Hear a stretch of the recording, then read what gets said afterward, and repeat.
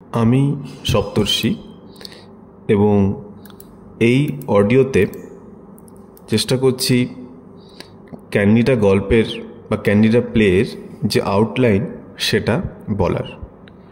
Bernard Shaw প্লেটা লিখেছিলেন 1894 এই সালে উনি লেখাটা লিখেছিলেন, এটা তোমরা নোট ডাউন করবে। আর প্লেটা স্টেজড হতে আরও 4 বছর লেগে যায়, মোটামুটি 1898-এ এটা প্রথম স্টেজড হয়। এবং আমার পার্সোনালি মনে হয়েছে যে এটা একটা ডোমেস্টিক কমেডি। ডোমেস্টিক কমেডি বলতে যে এমন একটা কমেডি যেখানে গল্পটা খুব বেশি বাইরে যায় না, একটা ফ্যামিলির মধ্যেই লিমিটেড থাকে। যদিও উনি কমেডি কথাটা ওনার সাবটাইটেলে ইউজ করেননি, উনি লিখেছেন আ মিস্ট্রি। কেন এই মিস্ট্রি কথাটা লিখলেন সেটা নিয়ে তো প্রশ্ন আসতেই পারে, সেটা নিয়ে পরে আলোচনা করা যাবে। আগে ক্যারেক্টারগুলোর সঙ্গে তোমাদের পরিচয় করিয়ে দিই। ক্যান্ডিডা, আমাদের প্লের যে হিরোইন, তার নাম ক্যান্ডিডা মোরেল, বয়স 33। ক্যান্ডিডার দুটি ছেলে আছে, একজনের নাম জিমি, একজনের নাম ফ্লাফি, কিন্তু তাদেরকে আমরা স্টেজে সেভাবে দেখতে পাই না, তাদের কথা শুনতে পাই। ক্যান্ডিডার হাজব্যান্ড নাম জেমস মোরেল, বয়স 40। সে সোশ্যালিস্ট ক্লার্জিম্যান। সোশ্যালিস্ট ক্লার্জিম্যান বলতে সে একজন ক্লার্জি, মানে ধর্মর সঙ্গে যুক্ত, ক্রিশ্চিয়ানিটির সঙ্গে যুক্ত। সে বিভিন্ন জায়গায় লেকচার দিতে যায় সোশ্যালিজম নিয়ে, ক্রিশ্চিয়ানিটি নিয়ে, এবং ভীষণ পপুলার একজন স্পিকার। এবং বলা যায় যে উনি শুধু যে ভালো স্পিকার তাই নয়, ওনার প্রতি যার অডিয়েন্স, এই মহিলাদের রীতিমতো একটা ক্রাশ থেকে যায়, এতটাই উনি অ্যাট্রাকটিভ এই 40 বছর বয়সেও। তারপর রয়েছে ইউজিন মার্চব্যাঙ্কস। ইউজিন মার্চব্যাঙ্কসের বয়স অনেকটা কম, সে 18 বছর বয়স তার।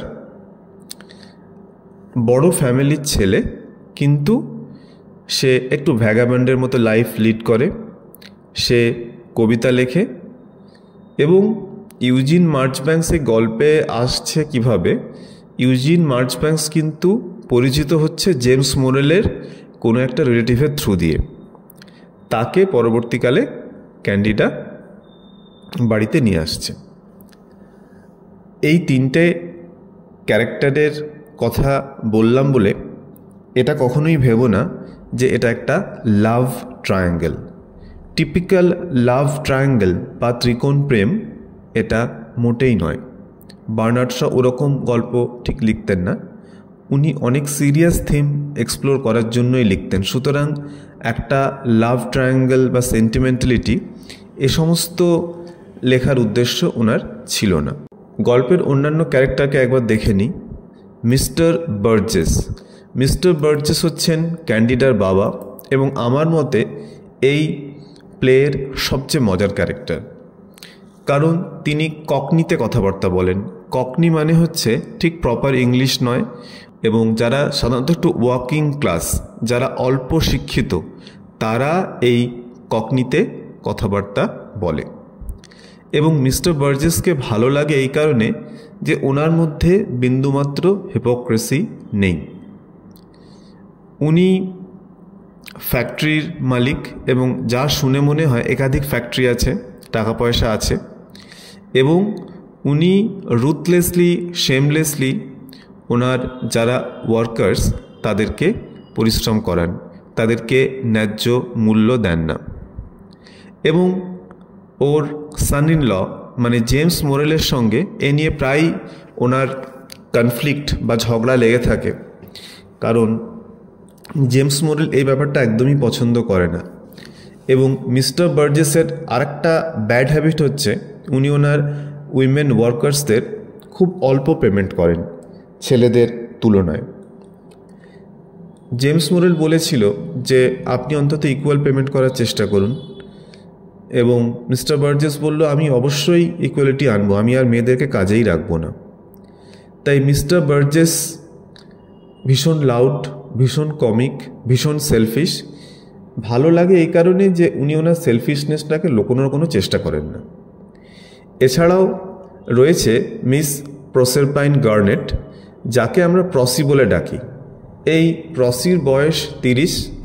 সে মোরেলের যে লেকচার, বিভিন্ন স্কেডিউল, সেগুলো তৈরি করে, টাইপ করে, এবং যতটুকু দেখে মনে হয় যে প্রসির ফিনান্সিয়াল অবস্থা খুব একটা ভালো না, এবং এই প্রসি তার কিন্তু জেমস মোরেলের ওপর একটা ক্রাশ আছে। আবার বলছি, ক্রাশ থাকা মানেই কিন্তু এই নয় যে সে জেমস মোরেলের প্রেমে পড়েছে, তার জেমস মোরেলকে ভালো লাগে। এতটা শুনে তোমরা ভাবছো যে জেমস মোরেল এমন কে একজন পুরুষ যাকে দর্শকদেরও ভালো লাগে, মহিলা দর্শকদের, আবার সেক্রেটারিরও ভালো লাগে। জেমস মোরেলকে হ্যান্ডসাম, রোবাস্ট, গুড লুকিং বলা তো হচ্ছেই, এছাড়াও তার মধ্যে একটা চেয়ারফুল ব্যাপার আছে। তিনি যথেষ্ট নামকরা একজন স্পিকার হয়েও খুব গ্রাউন্ডেড, হয়তো সেটাই মেয়েদের পছন্দ হয়। এছাড়াও রয়েছে আলেকজান্ডার মিল, যাকে আমরা লেক্সি বলে ডাকি। সে একজন কিউরেটকে একজন প্রিস্টকে যে অ্যাসিস্ট করে তাকেই কিউরেট বলা হয়। এই লেক্সিও কিন্তু জেমস মোরেলকে লিটারেলি হিরো ওয়ার্শিপ করে, সে মোরেলকে রীতিমতো অ্যাডমায়ারও করে। এবং আমি এখানে খুব সংক্ষেপে বলে নিতে চাই যে এই যে লেক্সি আর প্রসি দুজনেই তাদের এমপ্লয়ারকে এত ভালোবাসে, তার কারণ আছে। কারণ জেমস মোরেল মানুষটা এমনিতে বেশ কেয়ারিং, তিনি সবাইকেই ভালোবাসেন, সবার সমস্যার কথাই বোঝার চেষ্টা করেন, সবাইকে চেয়ার আপ করেন। একটি দৃশ্যের কথা বলছি যে লেক্সিটি কোনো কাজে বাইরে যাচ্ছে, মোরেল নিজের গলা থেকে সিল্কের স্কার্ফ বা মাফলারটা খুলে সে লেক্সিকে দিচ্ছে, বলছে বাইরে ঠান্ডা আছে। আমি জাস্ট একটা উদাহরণ দিলাম এটা বোঝানোর জন্য যে মোরেল মানুষটা কীরকম। একদিকে ইন্টেলেকচুয়াল, স্পিকার, হ্যান্ডসাম, অন্যদিকে ছোটোখাটো যে ব্যাপারগুলো রয়েছে সেই জিনিসটাও মোরেলের মধ্যে রয়েছে, বেশ কেয়ারিং একজন এমপ্লয়ার। গল্পের প্রথমে আমরা মোরেলকে দেখতে পাই, জেমস মোরেলকে, এবং তার সঙ্গে আছে তার কিউরেট লেক্সি একটু দেরি করে ঢোকে, আর অন্যদিকে আছে তার টাইপিস্ট কাম সেক্রেটারি প্রসি।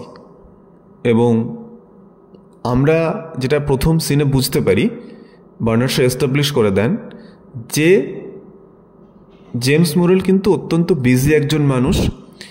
উনি স্কেডিউল করতেই এটা ডিফিকাল্ট ফিল করছেন যে কোথায় উনি কখন যাবেন, এবং বিভিন্ন অর্গানাইজেশন ওনাকে চিঠি দিয়ে ইনভাইট করছে যে আপনি আমাদের এখানে এসে কথা বলুন।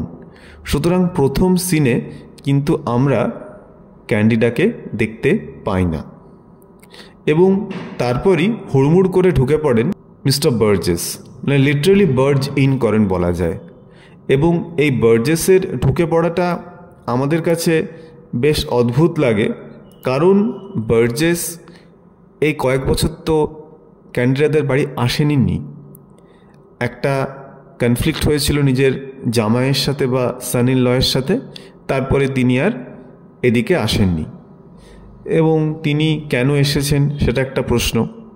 কারণটা বলেই দিই, মিস্টার বার্জেস জানতে পেরেছেন, বুঝতে পারেন যে তার সান ইন ল জেমস মোরেল এখন যথেষ্ট বিখ্যাত।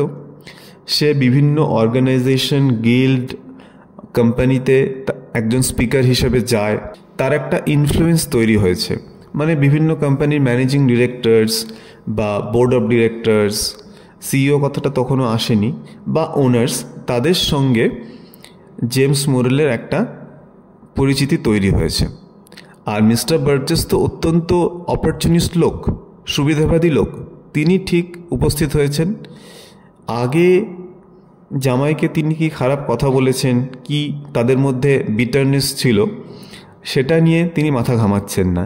এবং আমার এই প্লেতে সবচেয়ে ইন্টারেস্টিং লেগেছে এই শ্বশুর আর জামাইয়ের সম্পর্কটা।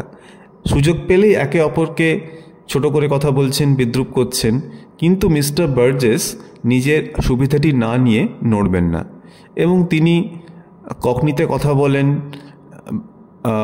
মিনিংলেস প্রশ্ন করেন, বিরক্ত করেন, কিন্তু তিনি এখান থেকে যাওয়ার নন। এরপরে আমরা ক্যান্ডিটাকে দেখি প্রথম, এবং ক্যান্ডিটার বয়স আমি আবার মনে করিয়ে দিই 33, এবং বার্নার্ড শ বেশ একটা লম্বা ডেসক্রিপশন দিচ্ছেন ক্যান্ডিডার, যেখানে বলা হচ্ছে যে ক্যান্ডিডা বেশ অ্যাট্রাকটিভ, 2টি সন্তানের মা হলেও সে অ্যাট্রাকটিভ, এবং মাদারহুড তার মধ্যে একটা অন্যরকম সেক্সুয়ালিটির চম এনে দিয়েছে। এবং আমরা দেখি যে ক্যান্ডিডার ঠিক সঙ্গে সঙ্গেই আরেকটি ছেলেই বলবো আসছে, যার নাম হচ্ছে ইউজিন।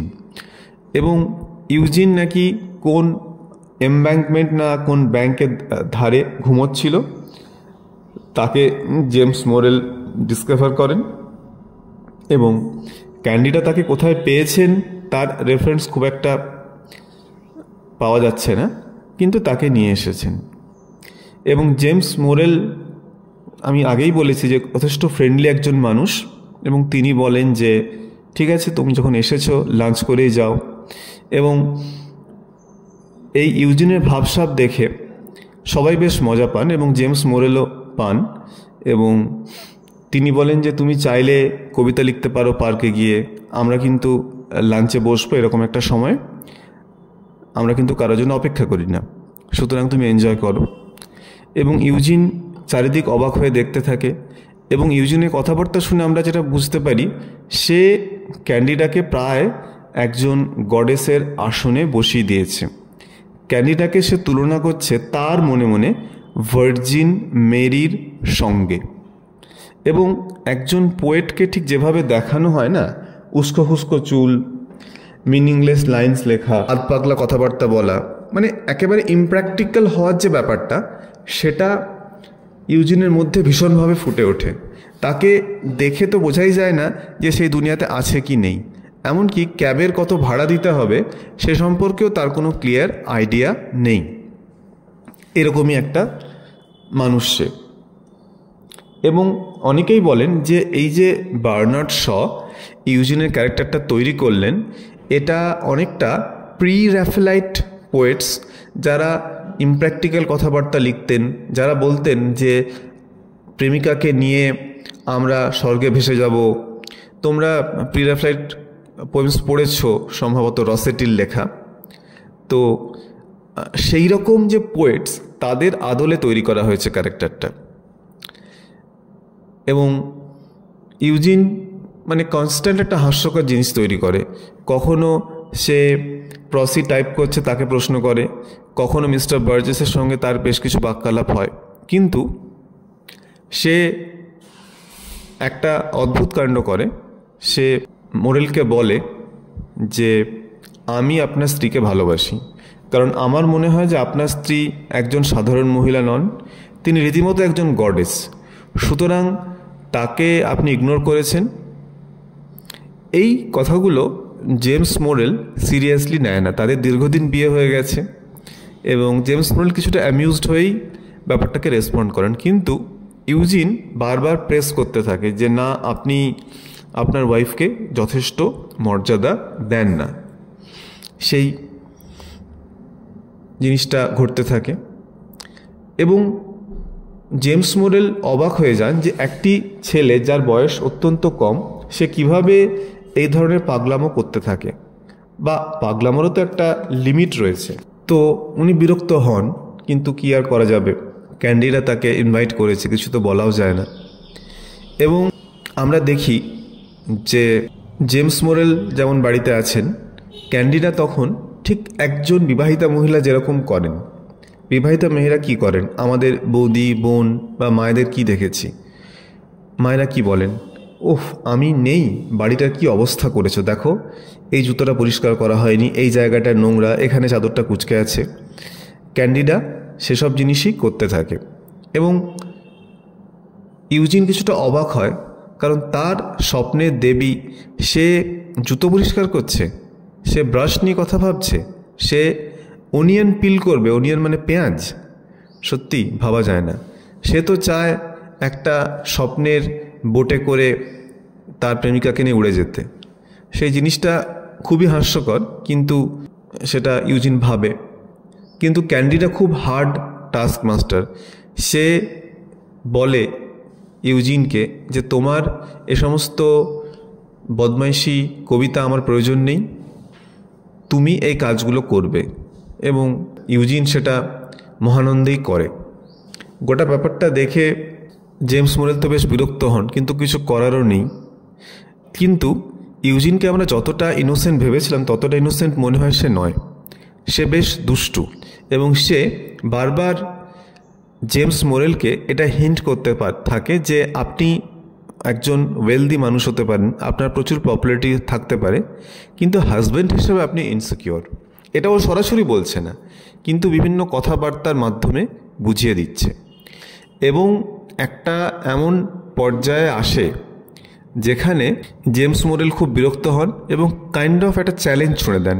তিনি বলেন যে আজকে আমি এখানে স্পিচ দিতে যাচ্ছি, আমি সবাইকে নিয়ে যাচ্ছি, এমনকি তার ওই ভয়ানক ইরিটেটিং শ্বশুরমশাইটি মানে মিস্টার বার্জেসকেও নিয়ে যাচ্ছি।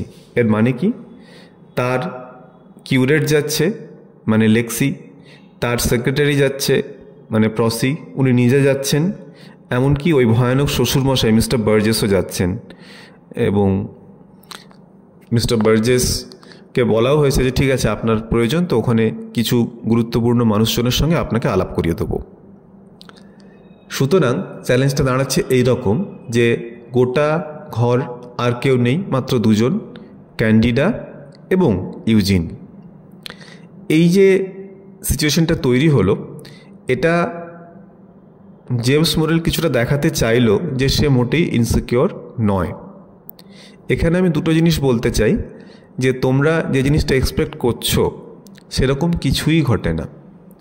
ক্যান্ডিডা একটা সোফায় বসে থাকেন এবং ইউজিন তার ঘ্যান ঘ্যানে স্বরে কিছু কবিতা পড়তে থাকে, যেটা শুনলে আমাদের ভালো লাগে না, বরং হাসি পায়।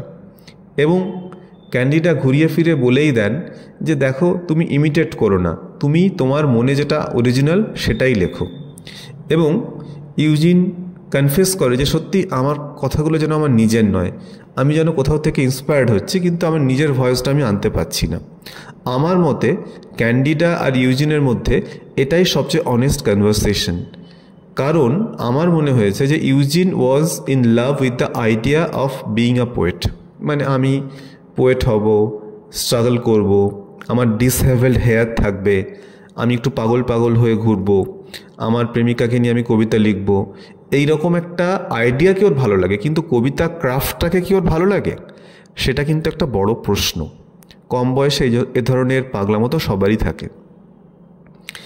এবং আমরা যেটা দেখি যে জেমস মোরেল বাড়ি ফেরে, তার সঙ্গী সাথী এরা সবাই খুব খুশি, এমনকি মিস্টার বার্জেসও তো খুব খুশি, কারণ তিনি বেশ কিছু গুরুত্বপূর্ণ লোকের সঙ্গে আলাপ সেরে ফেলেছেন এবং মোরেলদের গোটা টিমকে উনি দারুণ একটা ডিনার খাইয়েছেন। এবং লেক্সি আর প্রসি তারা তো দারুণ খুশি। কিন্তু এরপরেই একটা গুরুত্বপূর্ণ সিন আসছে, যে বিষয়টা সকালে পোস্টপোন করা হয়েছিল সেটা আবার শুরু হয়, যে তাহলে ক্যান্ডিডাকে তো আমিই ভালোবাসি, সেটা ইউজিন বলছে। এবং তার আগে একটা জিনিস কিন্তু আমরা লক্ষ্য করেছি যে জেমস মোরেল রীতিমতো ইনসিকিওর হয়ে গেছে, কারণ সে মুখে বলেছিল সে কনফিডেন্ট, সে তার স্ত্রী যে তার প্রতি লয়াল সেটা নিয়ে সে মোটেই চিন্তা করে না। কিন্তু এই যে জেমস মোরেলকে আমরা দেখছি, সেই মানুষটা কিন্তু আগে সে কনফিডেন্ট মানুষটা নয়, সে অনেকটাই ইনসিকিওর। এবং সে বারবার প্রশ্ন করতে থাকে ইউজিনকে, কিছু ঘটেনি তো, কিছুটা কি তোমরা নিশ্চয়ই বুঝতে পারছো। এবং জিনিসটা যেটা দাঁড়ায় একটা ক্লাইম্যাক্সের দিকে যায়, তোমরা ক্লাইম্যাক্স বলতে পারো, আবার আমি তো বলি অ্যান্টি ক্লাইম্যাক্স। ক্যান্ডিরা বলে যে তোমাদের দেখে মনে হচ্ছে তোমরা দুজনই আমার জন্য পাগল, দেখি তোমরা আমার জন্য কি কি অফার করতে পারো। এটাকে বলা হয় the famous auction scene. Auction মানে হচ্ছে একটি মূল্যবান জিনিস বিক্রি হবে, তার জন্য কে কত বেশি বিড করতে পারে। এবং মোরেল যেমন বলে যে সে কি কি জিনিস অ্যাজ আ হাজব্যান্ড অফার করতে পারে, খুব কনভেনশনাল কিছু উত্তরই দেয় সে বলে যে সে একজন হাজব্যান্ড, তো সেক্ষেত্রে আমি তোমাকে ডিফেন্ড করতে পারি, আমি তোমাকে লাইভলিহুড দিতে পারি, আমি তোমাকে ডিগনিটি দিতে পারি, এ সমস্ত কথাবার্তা বলে। আর ইউজিন বলে যে আমার দুর্বলতা, আমার লোনলিনেস, আমার মন, আমি সব কিছুই তোমাকে দিতে পারি। মানে দুটো জিনিস যদি তুলনা করে দেখো, যে দুটোই অ্যাবস্ট্রাক্ট, কিন্তু তুলনামূলকভাবে হাজব্যান্ডের অফারটা তাও একটু স্টেডি। সে বলছে যে আমি ইনকাম দিতে পারি, আমি ডিগনিটি দিতে পারি, আমি সোশ্যাল পজিশন দিতে পারি। আর ইউজিন যেটা বলছে সেটা গোটাটাই তো অ্যাবস্ট্রাক্ট। সে বলছে ডেজোলেশন, ভালোবাসা, এই ধরনের কথাবার্তা। এবং তারপরে ক্যান্ডিডা এক মুহূর্ত অপেক্ষা করার পর ফেমাসলি বলে, I give myself to the weaker of the two. দুজনের মধ্যে যে দুর্বলতর তাকে আমি নিজেকে অফার করলাম। কি সর্বনেশে কথা! এটা শুনে জেমস মোরেল তো ভেঙে পড়ে একেবারেই। কিন্তু ক্যান্ডিডা যথেষ্ট বুদ্ধিমতী, এবং এই দৃশ্যে আমরা দেখি যে ইউজিন অন্তত জেমস মোরেলের থেকে কোনো কোনো জায়গায় বুদ্ধিতে এগিয়ে। সে বলে যে আসলে জেমস মোরেলই উইক, কারণ এতদিনের সংসারের পর জেমস মোরেল পুরোপুরিভাবে ক্যান্ডিডার ওপর ডিপেন্ডেন্ট হয়ে পড়েছে। সে এটাও স্বীকার করে যে ক্যান্ডিডা একাধারে তার মা, প্রেমিকা এবং বোন, এবং ক্যান্ডিডাকে ছাড়া তার চলবে না। সুতরাং টাকা হয়তো জেমস মোরেলের আছে, কিন্তু সে ক্যান্ডিডার ওপর সাংঘাতিকভাবে নির্ভরও করে। এবং ইউজিনের ক্ষেত্রে ব্যাপারটা সেরকম নয়, সে অনেকটা ফ্রি। এবার ক্যান্ডিডা একটা ছোটোখাটো লেকচার দেয়, যেখানে ক্যান্ডিডা বলে যে দেখো, তুমি হয়তো তোমার দুনিয়ায় সেরা, নিজের হাজব্যান্ডকে বলে, কিন্তু এটা ভেবে দেখেছো যে আমি হাউস হোল্ডটাকে ঠিক করে রাখি বলে তুমি বাইরে এতটা ভালো পারফর্ম করতে পারো। তুমি যদি কিং হও তাহলে তোমাকে কিং তৈরি করেছি আমি তোমার এই কিংডমে। সেটা কি তুমি কখনো ভেবে দেখেছো? এবং জেমস মোরেল কিন্তু কথাটা মেনে নিতে বাধ্য হয়। ইউজিন এই দৃশ্যের শেষে চলে যাচ্ছে এবং সে একটা খুব মজার কথা বলে যে I no longer desire happiness, আমি হ্যাপিনেস চাই না, life is nobler than that. আমি সস্তার হ্যাপিনেস, এই ডোমেস্টিক হ্যাপিনেস চাই না, জীবন তার থেকে অনেক বেশি মহৎ, অনেক বেশি ইন্টারেস্টিং। এবং যাওয়া লাগে একটা কথা বলে যে I have a better secret than that in my heart. সেই সিক্রেটটা কি ইউজিন কখনই কিন্তু বলে না। এবার ক্যান্ডিডার এই কাজটা নিয়ে, এই যে একটি 18 বছর বয়সী ছেলেকে বাড়িতে এনে তার সামনে হাজব্যান্ডকে অপদস্থ করে, এটা কতটা জাস্টিফাইড এটা নিয়ে প্রশ্ন উঠতে পারে, আমি সে তর্কে যাব না। কিন্তু ক্যান্ডিডা ফুল ব্লোন অ্যাফেয়ার কখনোই করেনি। দুই, ইউজিনের সঙ্গে তার যে সম্পর্ক ছিল সেটা কিছুটা ম্যাটার্নাল, কিন্তু কিছু মায়ের ছেলের সম্পর্ক, কারণ একজনের বয়স 18, একজনের বয়স 33, 15 ইয়ার্সের ডিফারেন্স। এক। দুই, তাদের মধ্যে কোনো রোম্যান্টিক সেক্সুয়াল সম্পর্ক ঘটছে না। এবং তিন, সে অনেকগুলো সত্যি ফাঁস করে দিচ্ছে যেগুলো তার হাজব্যান্ড দেখেও বুঝতে পারেনি, দেখেও দেখেনি। যেমন সে বলছে, তার হাজব্যান্ডকে বলছে যে তোমার কি মনে হয় সত্যি যে যে সমস্ত মহিলারা তোমার লেকচার শুনতে আসে তারা একেবারে বদলে যায়, তারা একদমই টাকার লোভ করে না, তারা মানুষের ক্ষতি করে না? মোটেই না জেমস, ওরা তোমাকে দেখতে আসে কারণ তুমি হ্যান্ডসাম।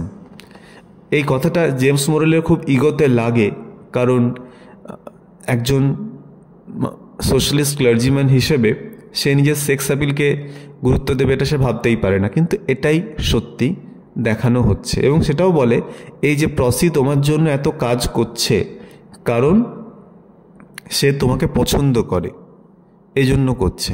সুতরাং মেল সেক্স অ্যাপিলেরও যে একটা রোল আছে সেটা ক্যান্ডিডা বুঝিয়ে দিচ্ছে। ইন্টেলেক্ট সব নয়, সেটাও ক্যান্ডিডা চোখে আঙুল দিয়ে দেখাচ্ছে। এবং প্রশ্ন তাহলে এটা থেকে যায় যে ক্যান্ডিডা কেন ইউজিনের মতো একটি আনাড়ি ছেলেকে এখানে আনলো। হয়তো এই আনাটা প্রয়োজন ছিল, কারণ ইউজিন অ্যাটলিস্ট বুঝলো যে ফ্যামিলি বা আরেকটু বাংলা ভাষায় বলতে গেলে সংসার জিনিসটা কি হয়। এই চা করা, লাঞ্চ তৈরি করা, ডিনার ব্রেকফাস্ট তৈরি করা, জুতো পরিষ্কার করা, অনিয়নটাকে পিল করা, ব্রুম বা ঝাঁটাটা কোথায় গেল সেটা দেখা, এটাই হলো সংসার। এবং সংসার জিনিসটা যে কতটা লিমিটিং, একটা মানুষের ক্রিয়েটিভ পোটেনশিয়ালকে যে কতটা কমিয়ে দেয়, সেটা ইউজিন আগে এভাবে দেখেনি। সেটা ইউজিন দেখলো এবং নিজে রিয়েলাইজ করলো যে I no longer desire happiness. এই ম্যারাইটাল হ্যাপিনেস মানে তুমি আমার আমি তোমার, এটা করে কিন্তু ভালো লেখক বা ভালো কবি হওয়া যাবে না। একজন পোয়েটের দরকার এক্সপিরিয়েন্স, যেটা সংসারে আটকে পড়ে থাকলে কখনোই হবে না।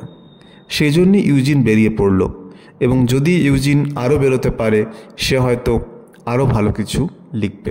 সুতরাং এই প্লেয়ের শেষে ক্যান্ডিডার যে কাজ, সেটাকে আমি পুরোপুরি সমর্থন যেমন করতে পারি না, আবার ক্যান্ডিডাকে পুরোপুরি ভিলেনও বলতে পারি না।